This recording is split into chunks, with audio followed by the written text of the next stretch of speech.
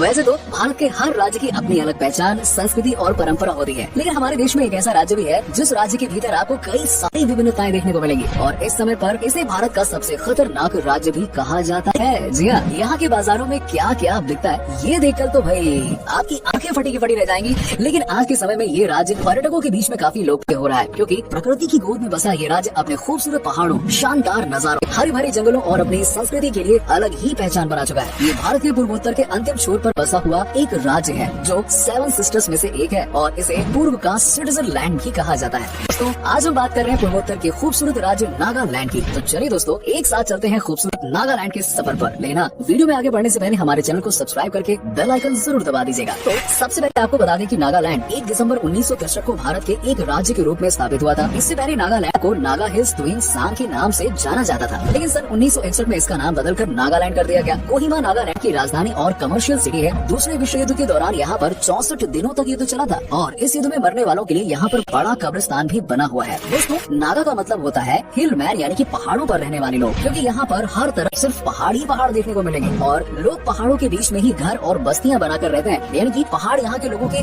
समाज और फैमिली में शामिल है, इसीलिए इसे नागालैंड का नाम दिया गया। नागालैंड की जनसंख्या 23 लाख के आसपास है, जो कि भारत के अन्य राज्यों के मुकाबले काफी कम है। वहीं नागालैंड के टोटल एरिया में से लगभग 25% हिस्सा सिर्फ जंगलों और हरे भरे पेड़ों ने घेर रखा है और इस राज्य की सुंदरता को बढ़ाने का काम करते हैं। दोस्तों नागालैंड की जीडीपी $4.2 बिलियन के आसपास है, जो इसे भारत के सबसे कम जीडीपी वाले राज्यों में शामिल करती है। जीडीपी कम होने की वजह से यहाँ की जनसंख्या भी कम है। आपको बता दें कि नागालैंड में 100 से भी ज्यादा जनजातियों के लोग रहते हैं और हर जनजाति की अपनी अलग पहचान है, अलग भाषा है, वेशभूषा भी अलग है, संस्कृति और नृत्य सब कुछ अलग है। नागालैंड में जितनी विविधता आपको देखने को मिलेगी ना, उतनी तो भारत के किसी अन्य राज्य में भी नहीं देखी जा सकती है ना? सही कहा ना मैंने? नागालैंड की ऑफिशियल लैंग्वेज अंग्रेजी है, लेकिन कुल मिलाकर यहाँ 15 से भी ज्यादा भाषाएं आम बोलचाल में इस्तेमाल की जाती हैं। कई जनजातियों की भाषा का कोई नाम नहीं है और वो बिना शब्दों के ही कम्युनिकेट करते हैं। ए यो आओ नागालैंड की सबसे ज्यादा बोली जाने वाली भाषा है। राज्य के ज्यादातर लोग कृषि क्षेत्र से जुड़े हुए हैं। चावल, मक्का, अन्न, दालें, गेहूँ यहाँ की प्रमुख फसलें हैं। नागालैंड में एक लाल मिर्च की खेती की जाती है जिसका नाम भूत जोलो किया है। इसे दुनिया की सबसे तीखी मिर्च माना जाता है और इसका नाम Guinness book of world record में भी दर्ज है। इस मिर्च का छोटा सा भी टुकड़ा खाने के बाद ना आपके मुंह में आग लग जाएगी और काफी देर तक आपका मुंह जलता रहेगा। दोस्तों नागालैंड के लोग बहुत खुशहाल माने जाते हैं और शांति के साथ अपनी जिंदगी बिताने में विश्वास रखते हैं। यहाँ पर लोग अपने दिमाग में फालतू की टेंशन नहीं पालते हैं। जी हाँ, हालांकि नागालैंड के लोग अंधविश्वास में बहुत ज्यादा यकीन करते हैं। यहाँ पर लोग सपनों के जरिए भविष्य देखने का दावा करते हैं। अगर किसी लड़के और लड़की के बीच रिश्ता पक्का हो जाए, लेकिन शादी से पहले ही महिला या पुरुष को कोई खतरनाक सपना आ जाए, तो उस शादी को तोड़ दिया जाता है। जी हाँ, नागालैंड के लोगों की वेशभूषा भी काफी अलग होती है। पहले के समय में लोग यहाँ पर चमड़े के बने हुए कपड़े पहना करते थे, जैसे जानवर की खाल से अपने शरीर को ढकते थे और हड्डियों से बनी माला पहना करते थे। हालांकि इस प्रकार की माला पहनावे का रिवाज अब भी कुछ जनजातियों के बीच में है। वैसे अब नागालैंड में लोग एक रंग बिरंगे कपड़े को अपने ऊपर लपेटते हैं और उसे ही अपनी पारंपरिक पोशाक मानते हैं। यहाँ पर लोग अपने पैरों में बड़े बड़े कड़े पहनते हैं, ऐसा इसलिए क्योंकि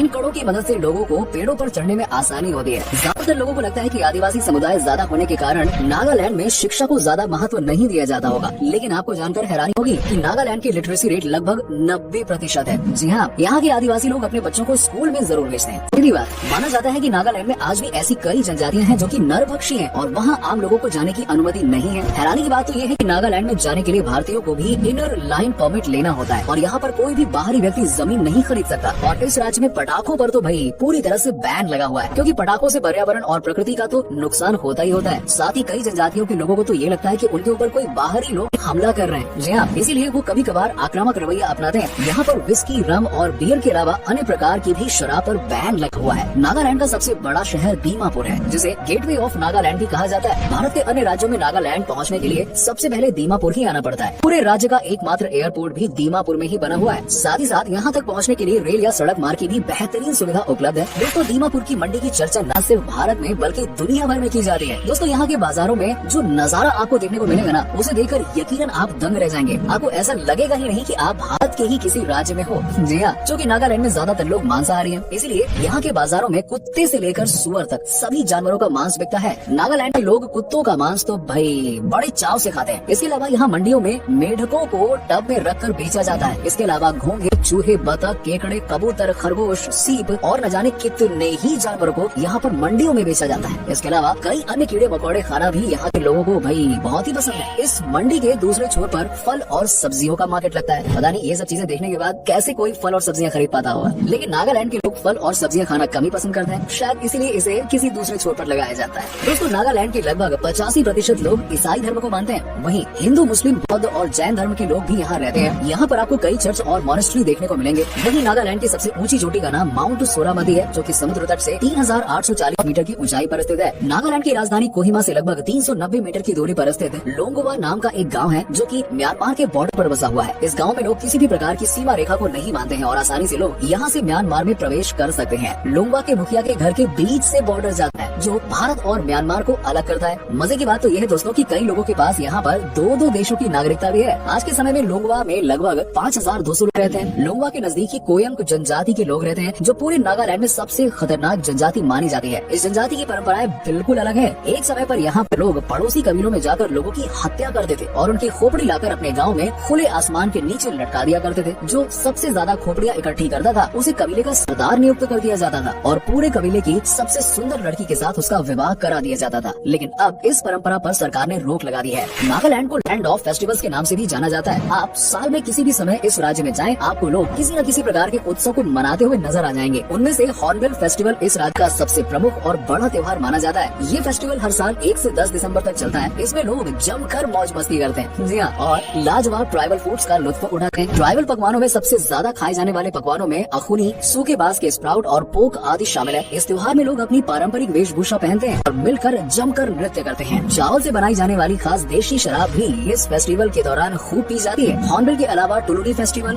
यमशी फेस्टिवल, सेक्रेटरी फेस्टिवल भी नागालैंड के प्रमुख त्योहारों में से एक है। चलिए अब आपको नागालैंड में घूमने लायक मनमोहक जगहों के बारे में भी बता देते हैं। वैसे तो ये पूरा राज्य ही आपको अपनी ओर आकर्षित करता है। हर मोड़ पर हर नया दृश्य आपको देखने को मिल जाएगा। हर चोटी से प्रकृति का खूबसूरत नजारों का आप लुत्फ उठा सकते हैं। अगर आप रंग बिरंगे फूल देखना चाहते हैं तो आपको जूको की घाटी की सैर अवश्य करनी चाहिए। इस वैली में जहाँ तक आपकी नजर जाएगी ना, वहाँ तक खूबसूरत फूल ही फूल आपको नजर आएंगे। इसके अलावा मोकोकचुंग नागालैंड के सबसे पुराने गाँवों में से एक है और ट्रैकिंग के शौकीन लोगों के लिए चप्पू चोटी मुख्य आकर्षण का बिंदु है। ये नागालैंड की दूसरी सबसे ऊंची चोटी है और इस चोटी के कारण ही नागालैंड को पूर्वोत्तर का स्विट्जरलैंड का नाम दिया गया है। इसके अलावा Ntangki national park, Fakim wildlife sanctuary और रंगा पहाड़ वाइल्ड लाइफ सेंचुरी जैसे उद्यानों में आप जंगल सफारी का आनंद ले सकते हैं। वैसे तो पूरे साल ही नागालैंड का मौसम बेहद सुहावना रहता है, लेकिन बरसात के दौरान इस राज्य की सुंदरता हाय हाय हाय देखने लायक होती है। दोस्तों, नागालैंड घूमने के लिए मई से सितंबर तक का समय सबसे अच्छा माना जाता है। यहाँ पर ज्यादा गर्मी न होने के कारण बड़ी संख्या में टूरिस्ट सुकून के पल बिताने आते हैं। अगर आप प्रकृति को नजदीक से देखना चाहते हैं और आप अपनी भाग दौड़ भरी जिंदगी से कुछ समय अपनों के साथ बिताना चाहते हैं तो यार नागालैंड आपके लिए बहुत ही फेवरेट टूरिस्ट डेस्टिनेशन है। नागालैंड को जब से पूर्ण राज्य का दर्जा मिला है तब से लेकर 2012 तक यहाँ कोई भी महिला विधायक नहीं थी, क्योंकि नागालैंड में ज्यादातर आदिवासी समुदाय के लोग ही रहते हैं, जिनमें महिलाओं को घर से बाहर निकलना या फिर चुनाव आदि प्रक्रियाओं में शामिल होना गलत माना जाता है। हालांकि इसी साल एस फैंगनोन कोनिया को नागालैंड की पहली महिला सांसद होने का गौरव प्राप्त हुआ। इन सब बातों से साफ है कि अब धीरे धीरे नागालैंड के लोगों के सोचने का तौर तरीका बदल रहा है और महिलाएं भी समाज निर्माण में सक्रिय भूमिका निभा रही है। नागालैंड का स्टेट एनिमल गयाल है और सफेद मुंह वाले किंगफिशर को यहाँ का स्टेट बर्ड का दर्जा प्राप्त है। नागालैंड में कोयला, चूना, लोहा, निकल, कोबाल्ट और संगमरमर आदि खनिजों और पदार्थों की माइनिंग भी मौजूद है। तो दोस्तों, ये था नॉर्थ ईस्ट का शानदार राज्य नागालैंड। उम्मीद करता हूँ कि आपको हमारा ये एपिसोड पसंद आया होगा। अब आप में से कोई अगर नागालैंड से है तो हमें जरूर बताइए। हमें नीचे कमेंट करके जरूर बताइए कि आज की वीडियो में आपको नागालैंड की कौन कौन सी बात सबसे अच्छी लगी। वैसे क्या कभी आप नागालैंड गए और गए हैं तो आपका एक्सपीरियंस कैसा रहा, ये भी हमारे साथ जरूर शेयर कीजिएगा। साथ ही साथ वीडियो को अपने दोस्तों और रिश्तेदारों के साथ में शेयर करना बिल्कुल मत भूलिए।